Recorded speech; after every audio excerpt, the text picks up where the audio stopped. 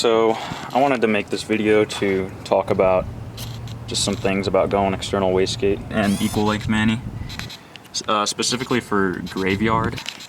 Now, I love Graveyard.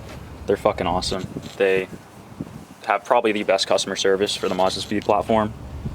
And I mean, just look at this mani. It's absolutely beautiful.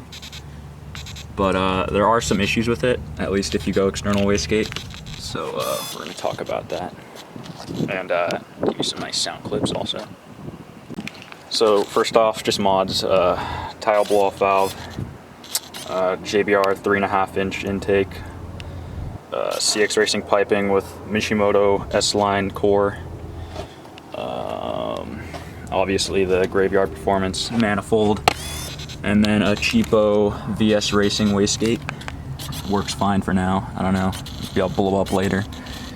But yeah, that's pretty much it. The exhaust is just short catless downpipe.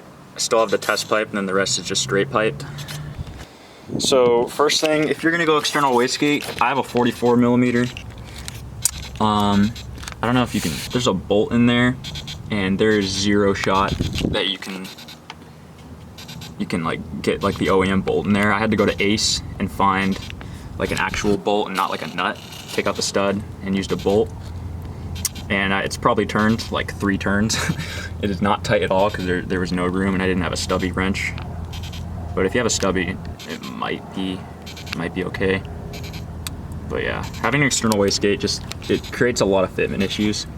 So I had to end up taking these bolts off of the passenger motor mount, unbolting the rear motor mount, and then sliding the motor like forward on the frame rail to get enough room. Well, first, I mean, to get the manifold in just in general, but I ended up having to take the entire turbo out and assembling this, and assembling it out of the car because it was a pain in the ass. I'm not even gonna lie.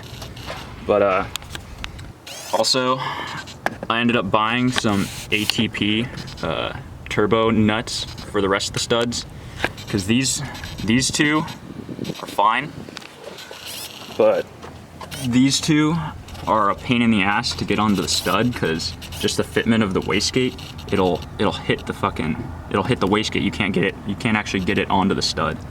So this one was impossible. I don't know how Graveyard did it, but I just used a bolt and for peace of mind. And then this one, you just have to lift the manifold up a little bit so that the stud is protruding less, and you can get the bolt on there and kind of slide it on there like slowly. The rest are fine though. Other things, the downpipe, the dump tube, fitment's kind of weird. I turned the wastegate so that the wastegate, like the opening, the outlet, is pretty much facing down almost. You can tell this is the other side of the wastegate, so it's facing that way, and then it routes to behind the axle. The first time I tried fitting it, it did not fit, and I had to turn it the other way and then go like through the axle, and then here's the block and this is the axle. I had to go like through there, so I ended up like punching the shit out of it to make clearance, but I didn't end up needing to do that because now it fits for some reason. So I don't know what that was all about. Other things, maybe it was just me because I'm stupid, but okay, so for the downpipe, the O2 sensor, you need to like cut that. You're gonna need to cut that because it gets in the way of the wastegate. Not to mention, just by itself, it gets in the way of the wastegate. Like you have to, in order to turn it, if the downpipe's on, in order to turn the wastegate, you have to take the downpipe off and get this out of the way so you can turn it. It also just gets stuck. Yeah, so I mean, know exactly how you're gonna route everything, because I spent 12 days installing this. It was pretty bad. Oh, also, this bolt, this upper left bolt, I don't even have in. It wasn't in before I put the exhaust manifold on, and it didn't cause an issue, and I'm still not having issues. My fuel trims are fucking excellent, so that's nice. But yeah, I mean, don't be afraid you have to skimp out, because I don't have, that bolt's barely tightened, and then this bolt's not even there on the downpipe, and I mean, my fuel trims are fine. So just like make sure all the rest of the bolts are tight, so it's carrying it. And I would heat wrap this it looks cool. And also, I mean, you can just see how close the manifold is to the charge pipe. So yeah, that's probably a good idea. I was gonna heat wrap the dump tube, but I forgot why I didn't, but I ended up just using it for this. Kind of looks cool. Installing this, I would literally just unbolt this, or unbolt the passenger motor mount from the frame rail, unbolt the rear motor mount, slide the motor forward as much as you can with like a jack, and apply it like a piece of wood, like lift it up and then pull it and then just lower the jack.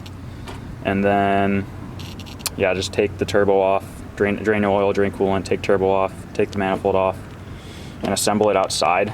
I would leave the wastegate off until it's on the car, because it's just, I don't know, it's kind of just, or I mean, if you're gonna leave it on, I would leave the V-band loose so you can turn it.